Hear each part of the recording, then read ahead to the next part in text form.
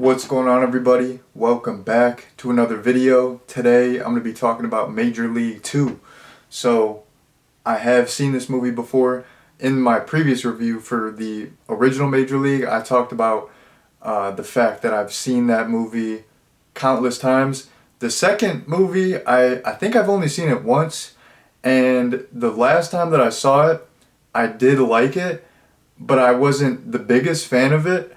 So after rewatching it, I'm telling you what, I thought Major League 2 was fantastic, and it was only, the first one, that's the original, that's the classic, it's untouchable, but I feel like in terms of enjoyment, I only enjoyed the first one like a little bit more than this one. This one was still super enjoyable.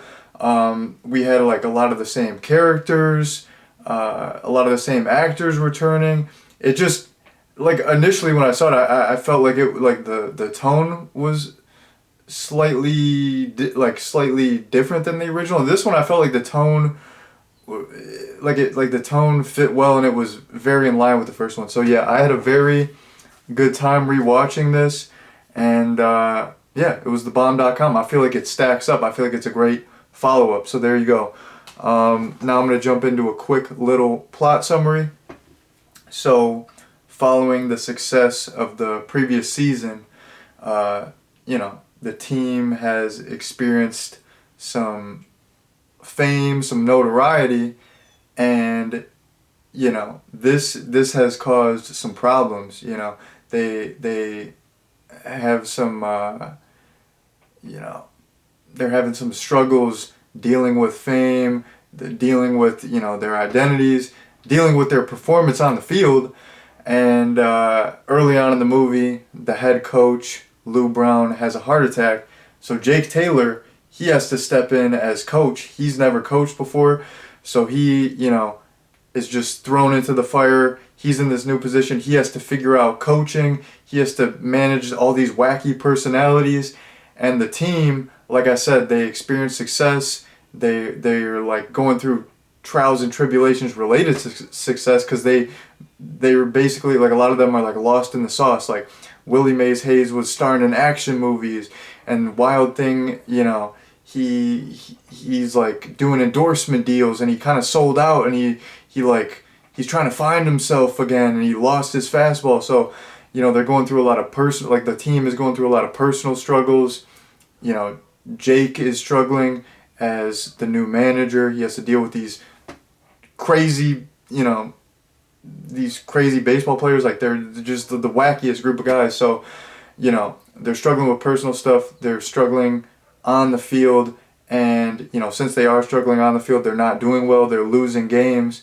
So yeah, for the rest of the movie, they're trying to figure out all their personal stuff as well as perform.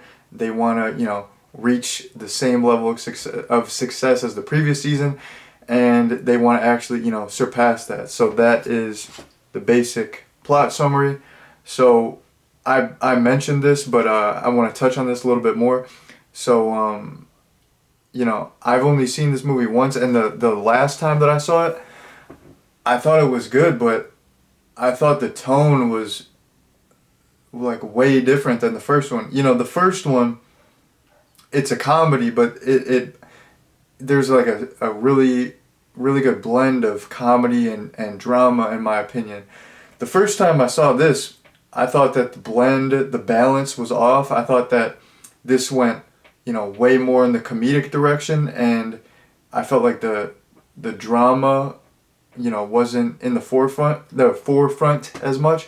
After watching it this time, I thought that this movie did have a good balance, and I thought tonally it was very, very similar to the first one. Maybe it was slightly a little bit more comedic, a little goofier, but like a minuscule amount. Like I could barely notice like a difference in tone. So that's why it's cool to rewatch stuff, because yeah, initially, like I said, I didn't dislike the movie, but there was something off about it. After watching it this time, it blended perfectly. Like watching part one and then just watching this like right after. Like I didn't watch them back to back, but like I haven't watched another movie in between. Watching them back to back, like I feel like they flow together very nicely. So, you know, in a franchise, that's always great.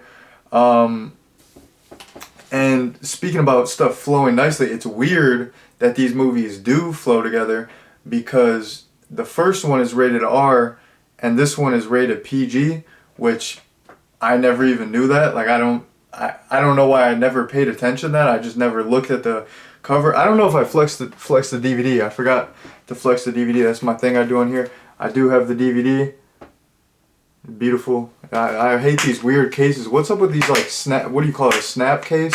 I don't know what the name for it is, but I hate these cases. They suck. I just want to like throw it. I should just throw it. No, I can't do that. This cost me like 50 cents or something.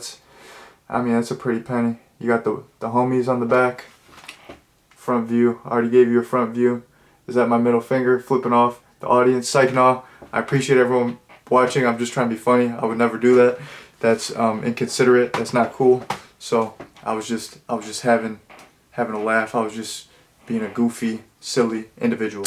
So yeah. Does it have a rating on here? Yeah, because that's what I was talking about. Some ratings. So yeah, PG. Can you see that? Very small. I don't know if that's in focus. But anyways, yeah, I thought that it was weird that these movies did flow together because like I said, the first one's rated R and this one's rated PG, which that's a crazy jump. Like PG-13 was out at this time. I believe PG-13 came out in 1984.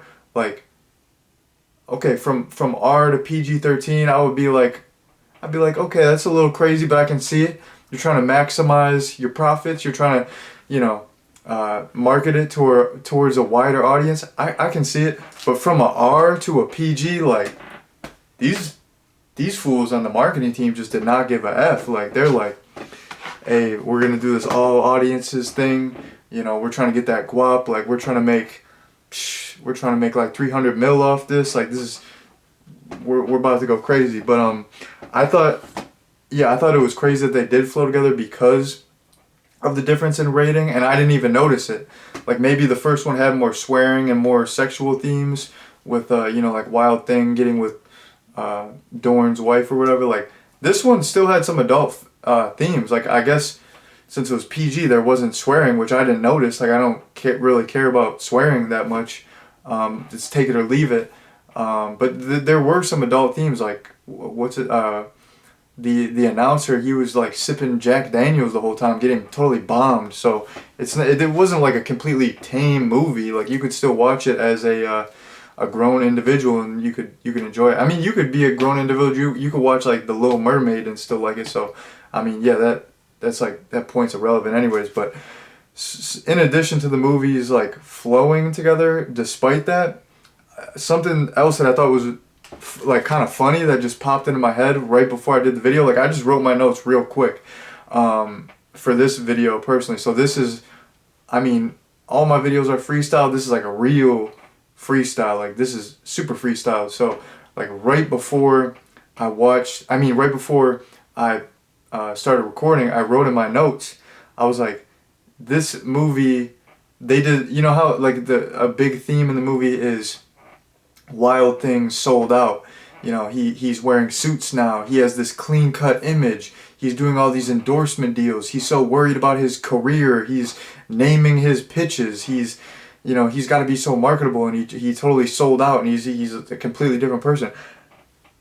Like, it's just ironic that was a theme, and they kind of sold out in the sense that, okay, the first movie was rated R. It made money. Let's now, let's tone it down. Let's kind of change it. Let's take the swearing out. Let's take some of the adult themes out. Let's change it so we can make more money and, appeal to a wider audience with, oh, if it's PG, kids can go and any families can go and, we made blah, blah, blah, this many millions. We could make this many millions. So I just thought it was so ironic that one of the themes in this is like selling out, getting lost in the sauce, and they kind of sold out with this. Even though I love the movie, I mean, you're not gonna tell me you go from an R to a PG and you're not selling out. Like, that is selling out. Even though I love the movie, they sold out. So I just thought that was, it was like super ironic, and I don't know, I thought that was like a fun little thing to point out. I don't know if other people noticed that, but I was just like, it was like a what the F moment. I was like, it was like a, I don't know, like it was crazy. It was like some shower thought type thing, but I wasn't even showering. I was just like posted up in my room, and I just like had that thought come to me, and I was like, whoa, dude. I was like, whoa, dude. They totally sold out, and they're talking about selling out. I'm like, I got a pretzel in my head, man. I don't even know, but anyway, I stole that from what was that? Step Brothers. He said that. Shouts out Step Brothers. I think that's what that's from. I don't know. I can't keep track. But anyways, moving on to another point.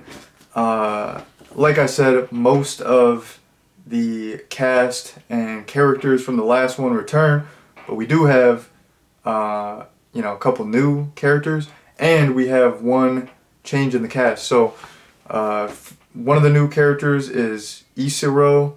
I am probably saying his name wrong. I just watched the movie, but I don't know. I can't call it. I'm bad with names. What are you gonna do? I'll meet someone 2 seconds later, forget their name. That's how it goes.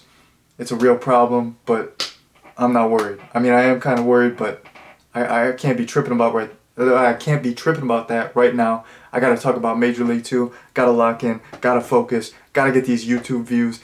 Gotta get 80 mil subscribers. That's what we're doing here. So I'm gonna sell out. That's what I'm gonna do. I'm gonna sell out. I'm gonna start doing ads. I'm gonna start doing paid promotions. I'm trying to get this guap. I'm not even gonna do movie reviews anymore. Or I do music videos too. I'm not gonna do those either. I'm just gonna do like unboxing videos. I'm gonna get this cash, but have like the same channel name, all that. So anyways, back to my point. Like I get so distracted. Back to my point. Isiro, he's a new character. He's either left field or right field. He's some sort of fielder. He's like this Asian gentleman, and his whole thing was he would like run into the wall. That was like his flaw. But he comes to the team, and he's actually like, he starts to do really well. Like he's crazy. I loved his character. Like he's just he's like ripping off his glove, catching the balls with one hand. He'll like jump on the like the wall and like catch it, and yeah, he'll like break bats on his head. Like that fool is crazy. But I don't know, for something that I noticed about him is like, man, like I thought I had some bad posture. Like my shoulders go forward, and like my neck is forward. Like if I look at a video or a picture of myself, I'm like, damn, I have some terrible posture. Like I thought I had some bad posture. Isiro had some like bitch ass posture. Like his shoulders were all tucked in. He was like hunched over. Like, dude, like pull your shoulder back. Like you don't have to pull it back and like do like some tough guy pose. But like, man, like Isiro, he was a tough guy. Like he was about it. Like he was crazy, but he had the most bitch ass posture. I was just like, what the F is? Why is he standing? Like, pull your shoulders back a little bit, dude. You're gonna have all kinds of problems. Like, he's like this. Like, stop, dude. Like, you're giving me neck pains just thinking about it. But yeah, he was a new character. I really liked him, and he had this good dynamic with Serrano. So basically, in this movie, Serrano, he's not into. I said Serrano, like Keanu. Serrano, he's not into voodoo anymore. He's a Buddhist now. And he's just, I mean, he's a total wimp. And yeah, basically Isiro says that he has no balls, and that fuels the fire in him, and then like Serrano's back. But then he's not back, but then he's back again. So I like their little dynamic. It worked out pretty well. Another new character is Rube Baker, and he's this kind of small town guy. He's like, he grew up farming, and he's like real soft spoken, humble guy, and his whole thing is, he's a good catcher, but for some reason he gets nervous and he can't like throw the ball to the pitcher well, so he has to like memorize stuff from like Playboy magazines, and that helps him like distract himself so he doesn't get nervous. I really liked his character. He had a lot of heart. He was he was like super optimistic, and he was really down to earth and humble. He's like, guys, you know, I've worked so hard for this, and I didn't think, you know, I was ever gonna make it to the big leagues. And he's like, you gotta, like, you can't take this for granted. Like, he was really wholesome. He was kind of a motivator for the team, and he kind of, yeah, like, set everything in motion early on, where everyone's just like, oh, whatever, I'm not gonna try, I'm not gonna listen to Jake, he's the new coach. Like, Rube kind of got it, you know, he got the people going. So I really liked his character as well. And so, like I said, those are the two new characters. And then in this movie, Willie Mays Hayes is not played by Wesley Snipes. Wesley Snipes does not return for this. Willie Mays Hayes is played by Omar Epps. And I mean, I'm gonna be honest, like, in any movie, when there's a casting change, it is a little bit jarring at first. So, like, you know, when you first watch this movie and you're like, oh, it's not Wesley Snipes anymore, it's like a little bit jarring. But in terms of performance, I feel like Omar Epps did very well. Like, he felt like the same character, you know. He wasn't like over the top goofy with it. Like, he felt like the same character. Like, he felt like Willie Mays Hayes. So I liked him. I like him as an actor. Like, I haven't seen a bunch of his stuff, but I always like, whenever I think of him, I think of Juice, and I think of Scream 2. Like, that Scream 2 opening with him was great. But yeah, I like him as an actor, and I think he did well. And I don't know. I mean, that's like a hard thing to jump in, you know, to a character that someone else played. But he even though it was a different guy, and you can't, you know, he's not gonna play the character exactly the same as Wesley Snipes did. I feel like for the most part, he pretty much felt like the same character. And there was this whole, like I said, there's this whole funny thing where he's in this action movie, and I forgot exactly it was, but what his character's name was. I think it was like Black Thunder and White Lightning, and Jesse Ventura, he was White Lightning, and it was like this over the top cheesy action movie, and you got to see a clip of it. That was hilarious. Like, I could totally see Willie Mays Hayes being in an action movie. So yeah, even though he was recast, didn't really bother me. I thought Omar Epps did well. So there you go. Now I have one more point, and then I'm gonna get into my recommendation and wrap things up. So, you know, I kind of liked how I kind of liked the story of this and how it fit with the first one. So the first one is about the come up, and then this one is about getting lost in the sauce. You know, and with anything that you're doing, I feel like you're thinking, you're always thinking about the destination. And when you're on the come up, it's like, okay, once I've been putting in this work for years, and once I put all this work in, and once I, you know, blow up, or once I win this championship or whatever, you know, then all my problems will go away. I'll have money. My financial problems will go away. I won't have, you know, like, I'll have all the women. I'll have this beautiful house. I won't be, you know, sad, blah, blah, blah. Like, you think like that. You're always thinking, like, even though that sounds dumb to say out loud, like, in your head, whenever you're thinking about the grind and you're thinking about your destination, you're like, you know what? Once I get there, I'm not going to have problems. But the sequel tackles the problems once you reach your destination. It's like, you think you're on the, like, you're struggling to reach success, but then once you reach success, you got 50,000 more problems. You know what I mean? It's like more money, more problems, more success, more problems. So it's like, I thought this was a great idea for a follow-up, and I liked that this movie touched on that theme, because that's something that I feel like I don't think about a lot. Like, I always just think about a destination, like, once I reach this. Like, recently, like, I got promoted at work, and I was like always thinking, like, man, I can't wait till I get promoted. I want to get promoted, and I'm working at the location that, like, I wanted to get promoted and work at this location. And I was like, okay, once I get promoted, everything's gonna be great, blah blah blah. But it's like that, like, the first week after I got promoted, I was freaking.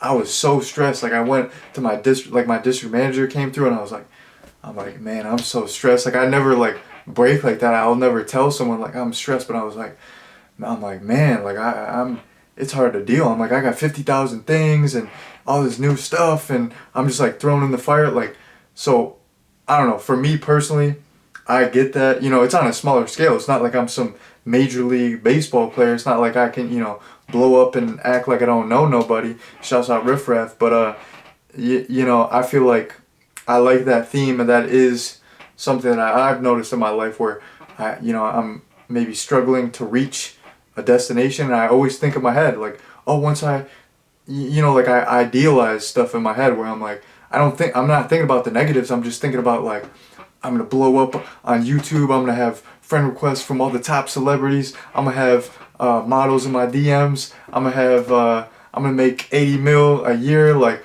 there's gonna be no problems. I'm joking right now. Of course, that's not feasible. I talk about like older movies that, you know, I don't know if people remember. I talk about B movies. This is not a B movie, but you know what I mean. But I'm being pretty long-winded here. But at the end of the day, I like that, you know, the first one focused on the come up. This one focused on, you know, the aftermath of success, kind of getting lost in the sauce, and, you know, kind of the problems associated with once you reach success. So yeah, I really liked the themes in this one. I felt like it was a good follow-up. In terms of a recommendation, I gotta recommend Major League 2. This is a great sequel. This is a great movie in general. It hits the spot. It's baseball season right now. You might as well watch it. You might as well watch 1 and 2. I haven't seen part 3 yet, but you know your boy's about to check that out, because that's what I do here. I do franchises, blah, blah, blah. So yeah, in terms of a recommendation, like I just said, I would definitely recommend Major League 2. So that has been my recommendation, and that has been my review. Thank you all very much for watching, and peace out.